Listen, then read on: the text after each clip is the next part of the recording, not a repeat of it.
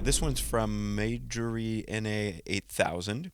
If Jesus says, "Be perfect as your heavenly Father is perfect," from Matthew 5, why wouldn't we do as Jesus did, since he was perfect? He fasted for 40 days, and it mentions that his disciples didn't need to fast while he was alive, but then there would be a time where they do need to fast. So Christians who do Lent are just trying to be like Jesus when he fasted. What would you respond to that? Yeah, I think the effort of being like Jesus is a really good effort. That's the thing all Christians are trying to do.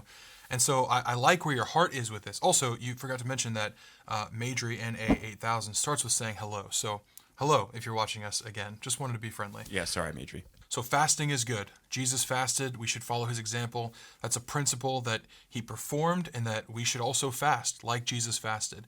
The whole gist of the video we talked about was don't leave the things of the Bible undone by saying I'm good enough in doing the things that my church says I should do. So it's like, yeah, should you fast? Yes, because the Bible tells you should fast.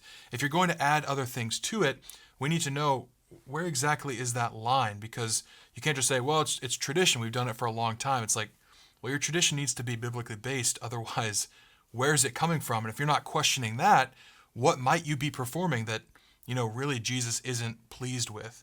And I think the same thing happened in Israel all the time. They'd be doing the things God asked of them, but with a bad heart. Or they would, with a good heart, think, well, we'll just add this celebration or this festival or this fast day.